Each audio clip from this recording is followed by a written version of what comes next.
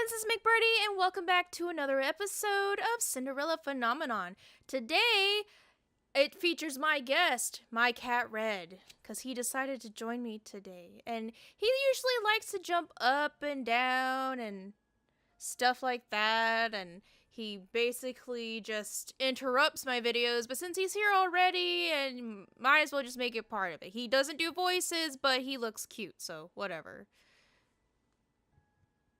You're famous, Red. That's right.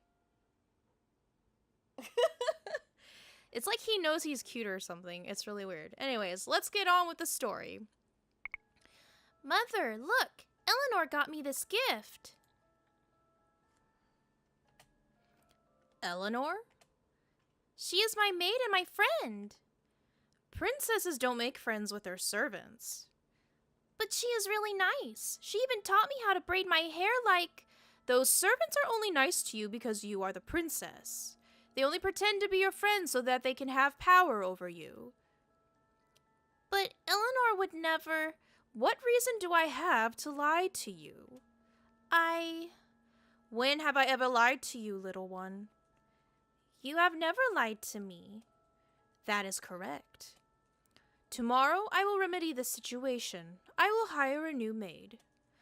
You are not to befriend this one, no matter what she says. But Mother... Are you arguing with me, Lucette? No, I am sorry, Mother. Jeez Louise, girl. Hi, Rod. Bye, Rod. It has been days since Parfait and Delora revealed my mother's true identity and the inevitable responsibility I am to have on my shoulders once I turn 18. And for some reason, the cat decided to stand up. Where are you going? Red has left the building. I'm sorry. I thought he would actually stay for this one, but I guess he wasn't interested this time. I have been trying to ask the king about Mother, but he is even busier these days than he was before, and it's impossible to find a single moment in the day to speak with him. The fact that I am a maid makes it even harder to garner his attention. When I am not on break, I continue to do my duty serving Emmeline. Right now I am accompanying her as she practices her walk and posture. Ophelia has been helping her, pointing out any mistakes she finds. I know how hard this is, dear. I had to go through this training as well before I married the king. Emmeline allows her shoulders to slouch as she lets out an exasperated sigh. I've always hated these lessons. I had thought my posture was fine. This is supposed to refine it, and yet all these lessons have been doing is hurting my back. Oh, Emmeline, you'll get the hang of this. You just need to keep practicing. But Mother, I've had the same lessons before. Why must I do it again? Because you slouch when you walk, and this is unbecoming of a princess. Emmeline scowls at her mother, and Ophelia's frown falls away as she bursts into laughter. Mother, you're not helping!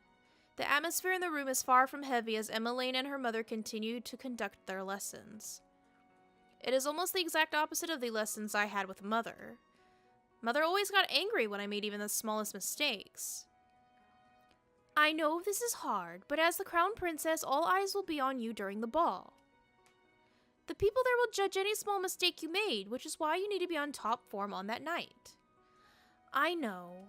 Ophelia claps her hands. All right, now to start again. Emmeline groans before heading to the far wall and straightening her back. She takes a deep breath, puts a book on her head, and begins to walk again.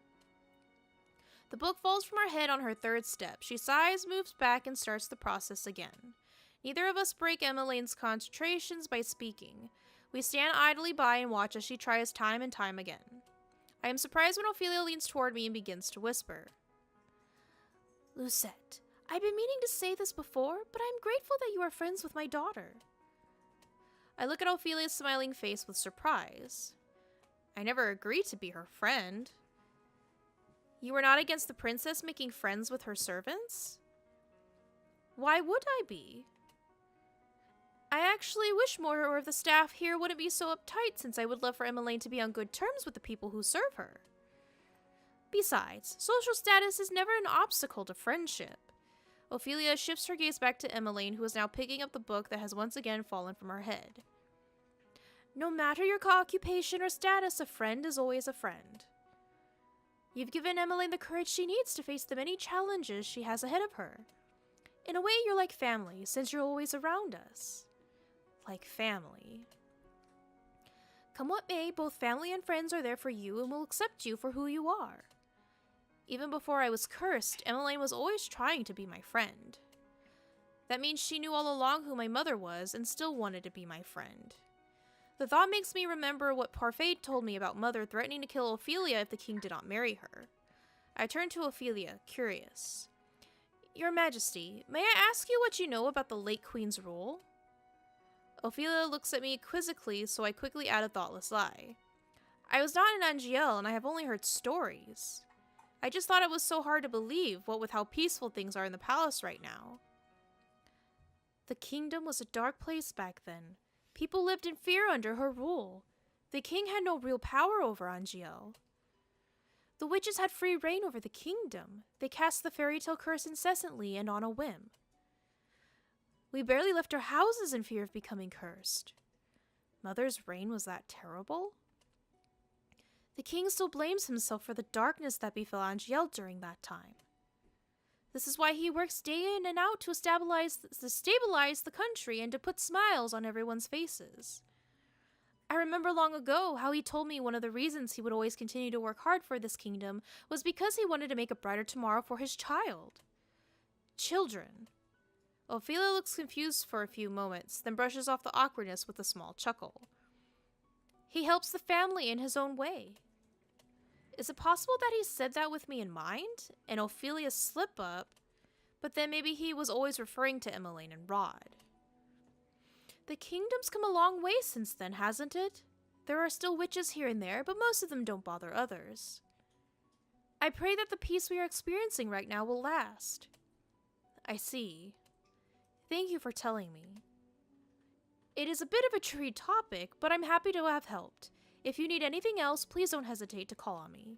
I know it may not be traditional protocol for a queen, but then I do not consider myself a typical queen. I try my best to listen to everyone here regardless of what their title or name might be. I can only nod at her in response. Princess or maid, the way Ophelia has treated me has never changed. She has always treated me with kindness, regardless of who I am. I never saw it before because I was always so distant from everyone, but now I see that Ophelia treats everyone here with kindness, regardless of social status. I was always frustrated by the servants when they compared Ophelia to Mother, saying she was superior. But now, I think I understand why they would make such comparisons. Emmeline dismisses me after my lessons, and I begin to head immediately back to my room. I have just turned a corner when I notice Sir Alcester standing before me, scowling. Watch where you're going, child. I quickly avert my gaze, not wanting a confrontation. He always looks at me so strangely, almost like he can see into my mind, or is trying to. My apologies, Sir Alcester. Sir Alcester nods his head at me stiffly before walking off. You are pardoned, Princess. Oh, Jesus. What a dick. I turn to stare after him, but he has already turned the corner. My blood becomes cold. Was that just a slip of the tongue? Oh, he said princess. Jeez, I wasn't even paying attention. But how else could he know that I am the princess? Is it possible that he is cursed? No, somehow that does not seem right, but if he does not have the fairy tale curse, could he be the witch that Delora warned me about? What reason would he have for unveiling his identity then? Unless he just wants to intimidate me further. It occurs to me that Fritz still remembers who I am. Did he tell his father about me? Now I am even more confused about whom I should trust. Lucette? I jump when I hear Rod call me. His expression slowly creases with something that looks like worry. You're pale. Did something happen? Would he believe me if I told him?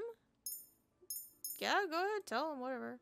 Sir Alcester knows I am the princess. Do you think he is the witch Delora was talking about? I whisper the words to him, and he responds by raising his eyebrows, looking surprised. What makes you say that? This isn't just because of the standoffish way he acts, is it? You don't believe me. Rod sighs. I never said that I didn't. It's just that we can't just blindly accuse anyone without any real proof. Rod stares at me for a few moments, then closes his eyes, his eyebrows slightly furrowed with thought. Sir Fitzgerald also remembers who you are. I do not want to be so suspicious of Fritz, but I don't think blindly trusting him would be right either, given these circumstances. You need to stay vigilant around him. If anything happens, you can come talk to me about it. You're worried about me? Rod averts his gaze from me. Of course I am. Wow, you're actually being honest. What? Rod glares at Sebi before pinching his cheek. Anyway, I must leave now. I have a dance to practice for. Dance? But you already know how to dance. What do you have left to practice? Rod does not answer and only walks away. I decide to follow after him. Why did you follow me? I shrug. I wanted to see you practice. To be honest, I want to see him dance. I already know that Emmeline is very clumsy when it comes to dancing, but outside of the one practice with Emmeline, I have never seen Rod dance. Emmeline always gloats on his behalf, but I have yet to witness Rod's supposed talents with my own eyes. Our dance together was so short, I barely had any time to judge him. I do not practice with an audience. Why? It is my preference. Rod is easily embarrassed. Rod groans and pinches one of Sebi's cheeks, glowering. Sorry. Rod reluctantly releases the bunny with a sigh. I notice you have been talking more lately, Sebi. Oh, that's because Rod here has been saying things that contradict what he thinks or feels. Sebi makes a sound of defeat as Rod once again pinches one of his cheeks. Rod stares at me with wide eyes and I stare back, beginning to panic.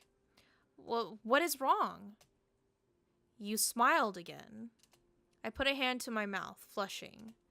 I was smiling again? I never even noticed. It was a pretty smile, princess. Right, Rod? Rod quickly turns away, cheeks slightly pink. Oh, you're so cute. I need to practice now, so I would appreciate you leaving. He did not even command me to leave. What a surprise. Emmeline said you were a really good dancer. I want to see it with my own eyes.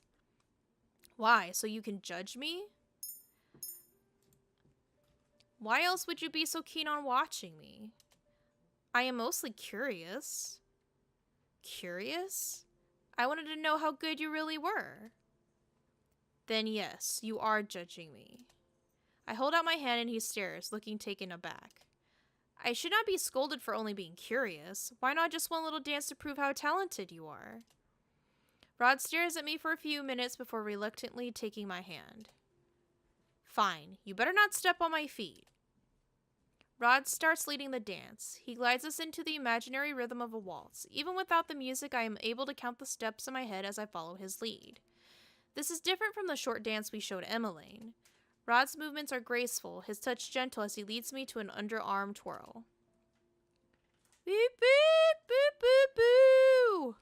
When I come to face him once again, I notice the gentle way he stares at me. The usual hardness of his expression is gone, melted into something relaxed. I find myself staring back at him, looking into his eyes. Perhaps Rod does have some gentleness to him. Our gaze does not break as he twirls me. You have beautiful eyes. Jesus, dude. Rod's eyes widen as soon as mine do. He abruptly lets go of my hands and steps back. I can only stare at him, my face warm. It wasn't me this time. That was more than just a thought, I swear. Rod says nothing, though his cheeks continue to darken with embarrassment. Oh my. Rod and I turn to look at Emmeline, who is hovering by the door. Excuse me. Rod quickly walks through the doorway and out into the hallway, leaving Emmeline and I alone in the room. What just happened? That was a wonderful dance, Lucette. You were watching? I only just saw the last few minutes, but you know, the two of you really did look like a couple. It was sweet. A couple? Oh, you're blushing. I put a hand to my cheek and turn away with a scowl. I am not. Besides, whatever just happened was embarrassing. Do you like Rod? I stare at her. I do not. Also, you are forgetting that I am a maid who could not be with the prince even if I wanted to. He is grumpy and cold. And even though we are not blood related, he is still my stepbrother. If only Emmeline realized how crazy her words were in light of the truth. Emmeline suddenly looks starry-eyed as she giggles at me. Love knows no boundaries, dear Lucette. Besides, he seems to like you. Your brother hates me. Rod can be a contradiction sometimes. Sometimes he says the opposite of what he feels. It's only when you get to know him as well as I do that you realize what his truths are. I cannot help but think of Sebi, who always speaks Rod's thoughts aloud when they are contradictory. He was always so mean to Viorica when we were young. He would always bully her for being a crybaby, even though he cried far more often. But then I realized that he treated her more special than he did anyone else. Back then, I knew that he liked her. I thought that one day the two of them might even grow to love each other, but... Emmeline lets out a long sigh as she directs her attention out the window.